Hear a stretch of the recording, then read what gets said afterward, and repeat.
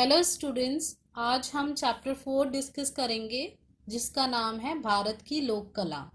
भारत की लोक कला में आर्यों से पूर्व मतलब आर्यों से पहले की संस्कृति की छाप स्पष्ट दिखाई देती है। समस्त भारत के पारंपरिक जीवन में विभिन्न धर्म, संप्रदाय तथा विश्वास साथ साथ पनपे हैं।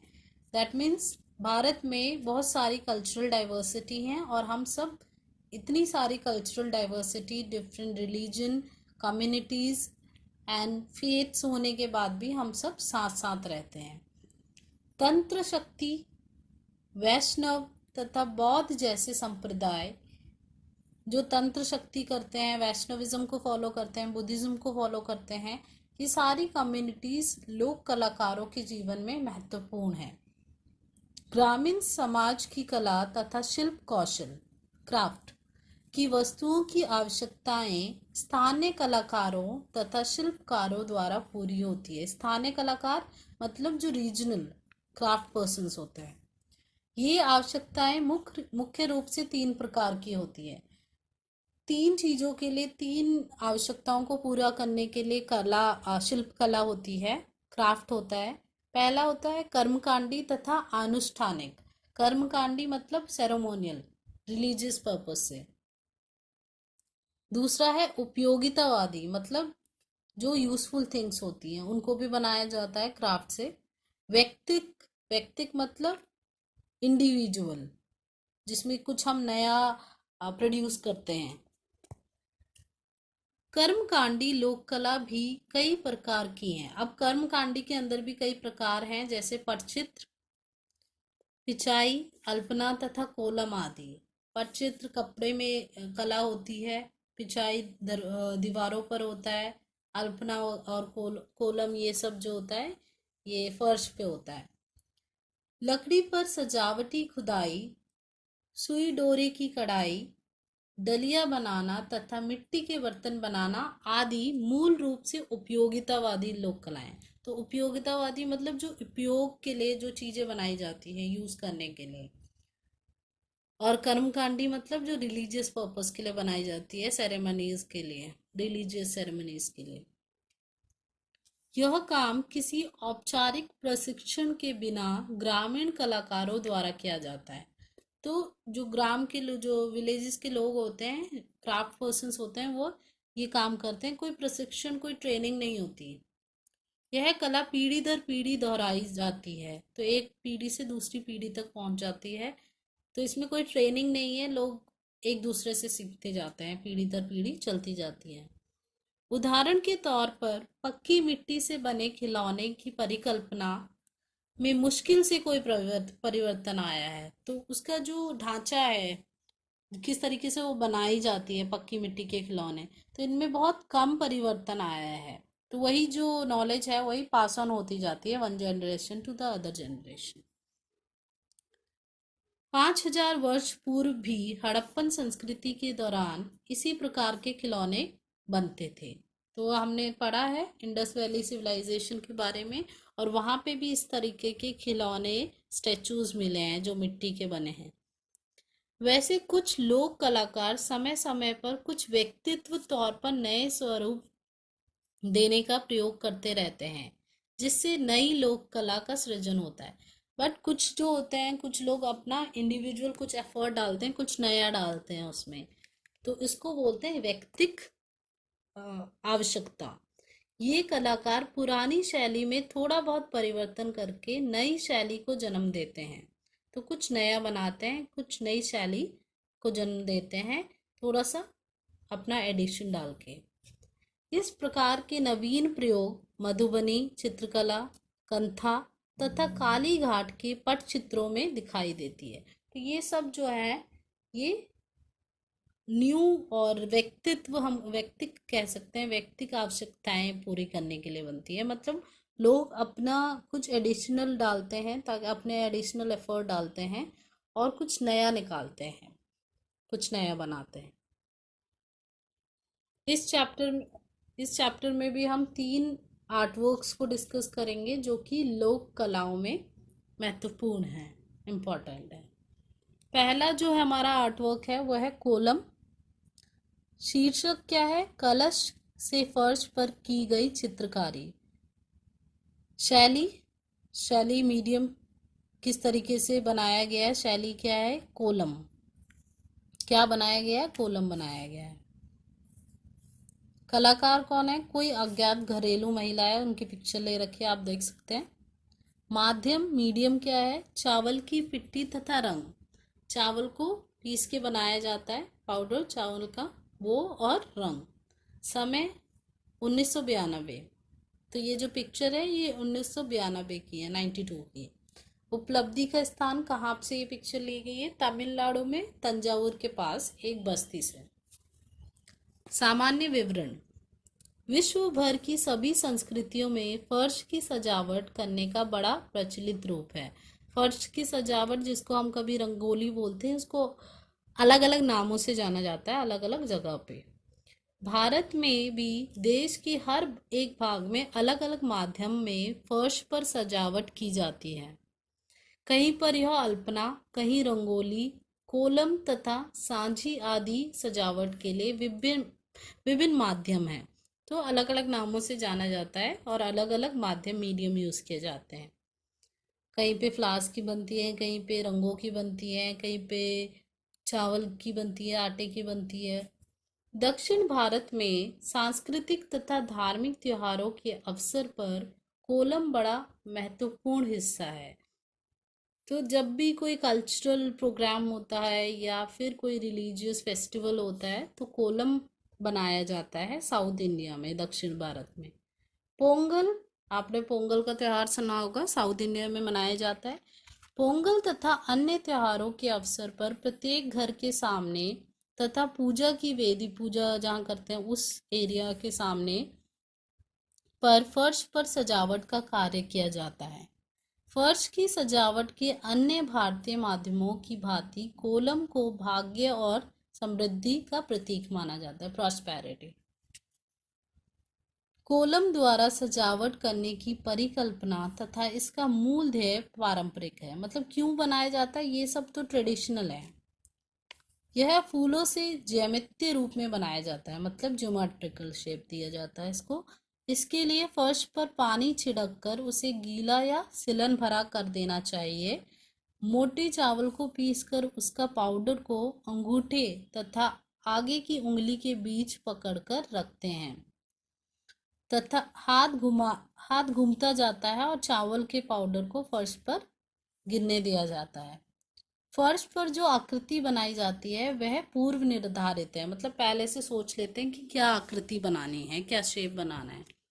आवश्यक यह है कि चावल का पाउडर लगातार बिना किसी रुकावट के गिरता रहे तथा जो आकृति फर्श पर बनाई गई है वह उभरती रहे, वो बाहर निकलती रहे।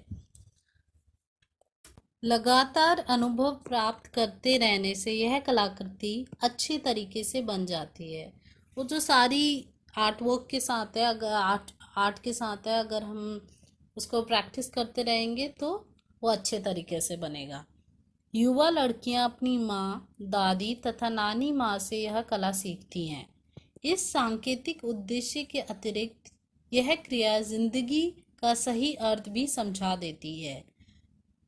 चावल का पाउडर आसानी से मिल जाता है, उससे यह भी सिद्ध हो जाता है कि कला को जीवन के इस अंश का भी ध्यान रखना चाहिए। कोलम पेंटिंग एक गृहिणी बनाती है। इससे कलाकार स्वतंत्र रूप से कलाकृति बनाना सीखता है। इस संदर्भ में अलग अलग सांकेतिक आकार जैसे कि घड़े, लैंप तथा नारियल के पेड़ प्रयोग किए जाते हैं। ये सभी भारतीय ग्रामीण जीवन के अनिवार्य अंग हैं। ये मूल रूप से ज्यामितीय आकार के होते हैं जिसमें लाल, नारंगी, नीले, पीले तथा गुलाबी चटकीले रंग प्रयोग किए जाते हैं।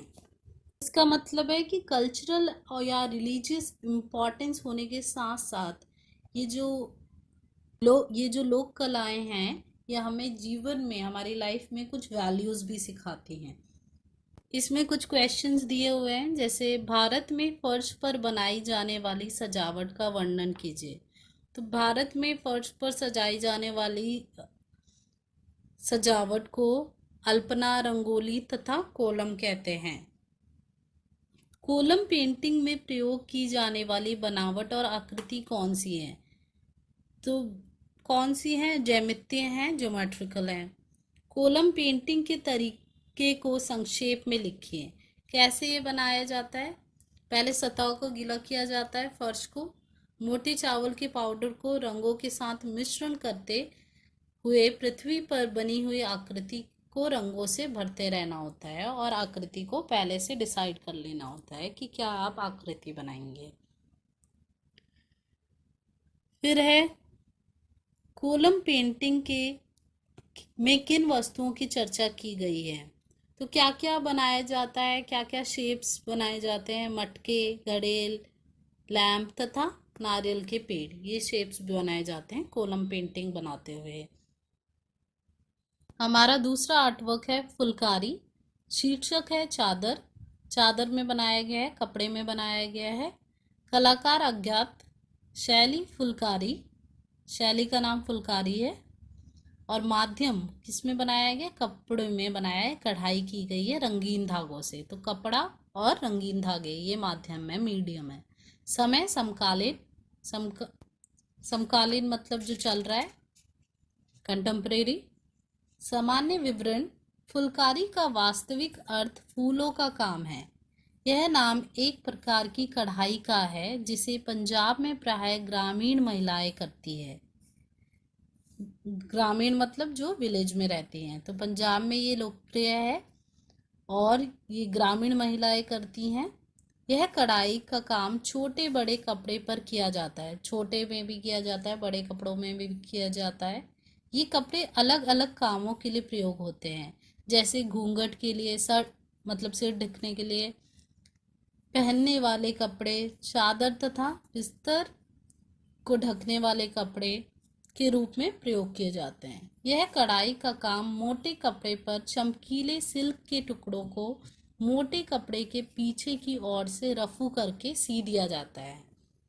पहले मोटे कपड़े में हम सिल्क के टुकड़ों को सी देते हैं। ये टांके गिने हुए होते हैं। फुलकारी की परिकल्पना मतलब उसको इमेजिनेशन मूल रूप से ज्यामितीय आकार की होती है, तो उसको एक ज्योमेट्रिक शेप दिया जाता है। कपड़े के चारों ओर चौकोर तथा त्रिकोण आकार की आकृति बनाई जाती है, जिसमें खुशनुमा रंग की कढ़ाई की जाती है। खुशनुमा मतलब जो खुश करे, जो अच्छे रंग हो, ब्राइट रंग। प्राय सरल आकृति बनाई जाती है और फिर बड़ी बड़ी आकृतियां बनाई जाती है, जिसमें चौकोर, छींटे, त्रिकोण तथा सीधी रेखाएं एवं टेढ़ी मेढ़ी रेखाएं अलग अलग बदलाव के साथ काटी जाती हैं। तो मतलब डिफरेंट शेप्स दी जाती हैं, डिफरेंट आकृतियां बनाई जाती हैं। इस पूरी योजना में जिस रंग की प्रधानता रहती है वह पंजाब में पके हुए गेहूं का स्वर्णिम रंग होता है। पके गेहूं मतलब थोड़ा सा येलो, ब्राइट येलो। तो गेहूं का रंग मतलब गोल्डन रंग, ठीक है। तो गोल्डन रंग सबसे ज़्यादा यूज़ किया जाता है। स्त्रियां पहले अलग अलग हिस्सों की बाहरी रूपरेखा को सुई से उभारती हैं और फिर एक निकटवर्ती दूसरे हिस्से को विरोधी रंगों से भरती हैं। तो मतलब कंट्रास्ट किया जाता है, डिफरेंट कलर्स यूज़ किए जाते हैं। पहले एक जगह पे अलग कलर और फिर थोड़ा सा डिस्टेंस पे दूसरा कलर। ऊर्ध्वाकार मतलब खड़ा हुआ तथा क्षैतिज समतल धागों के कारण बहुत सुंदर एवं आकर्षक नमूने बनते हैं। कुछ उभरे हुए, कुछ दबे हुए, इस तरीके से बहुत अच्छे नमूने सामने आते हैं। सर्वमान्य फुलकारी के कार्य की परिकल्पना परंपरावादी ज्यामितीय आकार की होती है। अगर हम इसका हिस्ट्री देखें तो जो परंपरावादी है, ट्रेडिशनल फुलकारी का काम है, वो ज्यामितीय आकार में होता है, ज्योमेट्रिकल शेप्स में होता है। तारों के सुनहरे पीले तथा सफ़ेद रंग मिश्रित रजत, रजत मतलब पहले भी बताया चांदी, चांदी के रंग से मिलता रंग के धागों से लाल कपड़े पर काढ़ा जाता है। तो ये जो मेन कलर यूज किए जाते हैं, सुनहरे पीले मतलब गोल्डन एंड रजत मतलब सिल्वर। मुख्य रूप से परिकल्पना में एक बड़े सितारे के चारों ओर छोटे सितारे विभिन्न रूप में काढ़े जाते हैं। एक बड़ा सितारा बनाया जाता है, फिर छोटे छोटे सितारे बनाए जाते हैं उसकी चारों ओर, जिससे कपड़े पर एक हीरे जैसी आकृति उभर आती है। रेशम के धागों की चमक से कपड़े का लाल आधार का प्रभाव बड़ा मन भवन लगता है, अच्छा लगता है, मन भावन लगता है। इसमें भी कुछ क्वेश्चंस हैं, जैसे फुलकारी का क्या अर्थ है। फुलकारी का वास्तविक अर्थ फूलों का काम है, तो फूलों का काम। सेकंड, फुलकारी में कौन सी सामग्री का प्रयोग किया जाता है। कपड़े का प्रयोग किया जाता है तथा रेशम का प्रयोग किया जाता है, रंगीन धागों का, ठीक है, चमकीले धागे।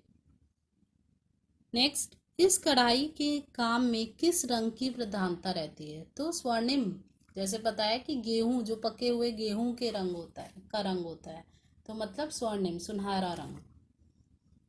लास्ट क्वेश्चन है, फुलकारी का नमूना कैसे उभरता है।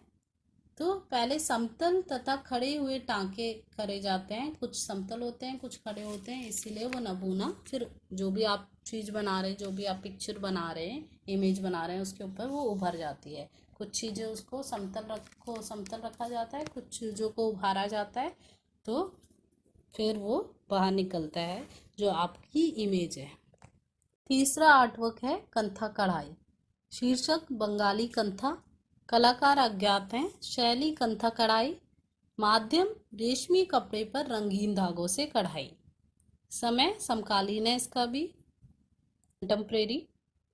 सामान्य विवरण, बंगाल में चटाई और रजाई पर अत्यंत मनमोहक कढ़ाई की लोक प्रथा है। इस प्रथा का नाम कंथा है। प्रयोग न की जाने वाली पुरानी साड़ियों तथा धोतियों पर कंथा बनाई जाती है।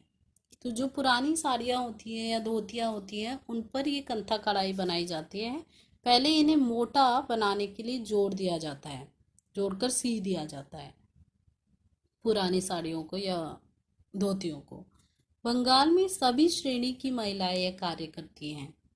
सभी श्रेणी की मतलब एज्ड भी, और जो ज़्यादा एज्ड नहीं है, या रिच और पुअर, सभी तरीके की महिलाएं। विशेषतः वृद्ध महिलाएं अपने अतिरिक्त समय में यह काम करती हैं। रंगीन धागों से पुरानी साड़ियों के बॉर्डर मतलब किनारों पर कंथाओं को साड़ी की सतह से सी दिया जाता है। साड़ियों की सतह पर अलग अलग तरह की परिकल्पना की जाती है, इमेजेस बनाए जाते हैं। रजाइयाँ, जिसको लिहाफ भी कहते हैं, शादी की चटाइयाँ, थैले, शीशे तथा गहने जवरातों को ढकने के लिए कपड़ों पर कढ़ाई की जाती है। ये सब यूज़ है कि कहाँ पे यूज़ किया जाता है उन कपड़ों को कंथा करके। कंथाओं के मोटिव, इमेज और डिज़ाइन ग्रामीण प्राकृतिक दृश्यों, मतलब जो रूरल एरिया में प्राकृतिक दृश्य दिखते हैं उनसे रिलेट किया जाता है, वो डिज़ाइन बनाए जाते हैं। कर्मकांडीय मतलब रिलीजियस, धार्मिक क्रियाओं को बनाया जाता है। नित्य प्रयोग में आने वाली वस्तुएं, जो हम डेली यूज़ में जो हमारी चीज़ें यूज़ होती हैं, उन वो इमेजेस बनाए जाते हैं। ग्रामीण त्यौहार बनाए जाते हैं। सर्कस तथा अन्य मनोरंजन प्रदान करने वाले खेलकूद तथा ऐतिहासिक हस्तियां जैसे कि रानी विक्टोरिया से लेनिन तक की चित्रों को बनाया जाता है। इन कंथाओं के मोटिव यह स्पष्ट करते हैं कि इसके कलाकार यद्यपि प्राय अनपढ़ होते हैं, लेकिन इनमें अपने आसपास की वस्तुओं को गौर से देखने की निरीक्षण शक्ति होती है। तो इसका मतलब ये है, क्योंकि इतनी सारी चीज़ें बनाई जाती हैं, इतना डिफरेंट वास्ट चीज़ें बनाई जाती हैं, हिस्टोरिकल चीज़ें बनाई जाती हैं, कल्चरल, रिलीजियस एंड जो अम्यूजमेंट की चीज़ें होती हैं, ग्रामीण त्यौहार, सारा ये इतना डिफरेंट चीज़ें बनाई जाती है। तो ये बता रखा है कि प्राय मतलब मेनली जो लोग ये करते हैं वो अनपढ़ होते हैं, बट उनकी निरीक्षण शक्ति, ऑब्जर्वेशन इतनी अच्छी होती है कि वो सब कुछ ऑब्जर्व कर रहे हैं कि उनके आसपास क्या चीज़ें हैं। सूचीबद्ध कंथा एक प्रकार की साड़ी है जो एक विशिष्ट पारंपरिक शैली तथा तकनीक से सिली होती है। इनके मोटिफ विभिन्न प्रकार के पशु तथा मानवीय आकृति के रूप होते हैं। साड़ी के आधार गुलाबी रंग को विभिन्न रंगों के धागों से चेन स्टिच मतलब श्रृंखलाबद्ध धागों की कढ़ाई, इसीलिए इसको सूचीबद्ध कंथा कहते हैं। सूचीबद्ध कंथा जो है कंथा का एक टाइप है। तो यहाँ पे साड़ी के आधार जो होता है, मेनली आधार जो होता है, बेस होता है, वो गुलाबी रंग का होता है और उसको विभिन्न धागों से स्टिच किया जाता है। इसमें सफ़ेद, हरा, बैंगनी, लाल, भूरा, पीला तथा काले रंग का प्रयोग किया जाता है। इन तरह के धागे, इन रंगों के धागे का प्रयोग किया जाता है। राजा जैसा दिखने वाला व्यक्ति घोड़े पर बैठा है, उसके सिर पर छाता लगा हुआ है और उसके हाथ में विशेष प्रकार की चिड़ियाँ तथा मधुमक्खियाँ मोटिफ के तौर पर प्रयोग की गई हैं। इस मोटिफ में काली घाट पटचित्र का प्रभाव बहुत स्पष्ट है। तो आप पिक्चर में देख सकते हैं कि राजा जैसे दिखने वाला एक व्यक्ति घोड़े पर बैठा है और उसके सिर पर छाता है, छत्र है और उसके आसपास चिड़िया मधुमक्खियाँ के मोटिफ बना रखे हैं। और यह मोटिफ जो बना रखे हैं काली घाट पटचित्र, पटचित्र वही है जो कपड़ों में कढ़ाई की जाती है, उससे उसका इन्फ्लुएंस इसमें दिखता है। तो काली घाट पटचित्र का प्रभाव बहुत स्पष्ट है कंथा कढ़ाई में, जिसके बारे में हम पढ़ रहे हैं। कंथा कढ़ाई जो पिक्चर यहाँ पे आप देख सकते हैं। तो बहुत सारे रंग यूज़ किए गए हैं और एक मोटिव बना रखा है जो मेन है, जो कि बीच में सेंटर में और आगे पीछे पत्तियाँ बना रखी है, फूल पत्तियाँ बना रखी हैं, चिड़िया बना रखी है। तो इसके ऊपर भी कुछ क्वेश्चंस हैं। जैसे पहला क्वेश्चन है, कंथा का प्रारूप एवं प्रेरणा का क्या स्रोत है? तो कंथा जो है ग्रामीण प्राकृतिक चित्र, कर्मकांडी मंडला, नित्य जीवन में उपयोग की आसपास की वस्तुएं, ग्रामीण त्योहार, सर्कस तथा ऐतिहासिक ख्याति के व्यक्ति, इन सब चीज़ों से प्रेरणा ली है और ये चीज़ों को दिखाया जाता है कंथा कढ़ाई में। फिर है, उन उपयोगी वस्तुओं की सूची बनाइए जिन पर कंथा की कढ़ाई की जाती है। तो कंथा की कढ़ाई कहाँ की जाती है? रजाई में की जाती है, शादी की चटाई, थैले, शीशों, आभूषणों के आवरण इत्यादि। तीसरा है, 2 पंक्तियों में कंथा साड़ी का वर्णन कीजिए। तो कंथा साड़ी जो होती है उसका वर्णन करना है यहाँ। तो श्रृंखलाबद्ध टांके तथा सफ़ेद, हरे, बैंगनी, लाल, भूरा, पीला तथा काले आकार के घोड़े, राजा, चिड़िया तथा मधुमक्खियाँ इत्यादि। तो ये सब दिखाया गया है इसमें पिक्चर में, आप देख सकते हैं।